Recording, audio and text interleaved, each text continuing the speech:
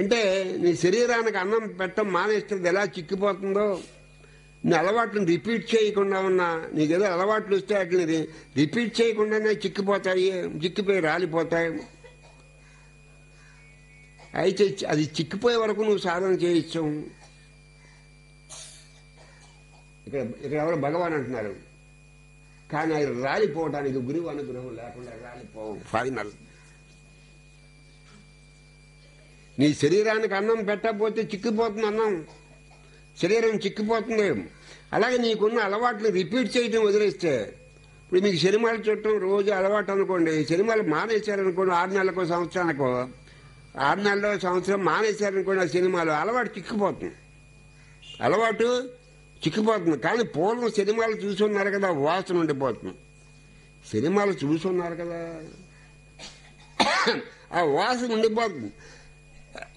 ఆ వాసన కూడా పోవాలి. మీరు ఇంతవరకు ప్రయత్నం చేశారు, మానేయడానికి ప్రయత్నం చేశారు, కానీ లోపల వాసన ఉంది, సినిమాల వాసన ఉంది. ఆ వాసన కూడా రాలిపోవాలంటే అది గురువు అనుగ్రహం లేకుండా రాలదవయ్యా.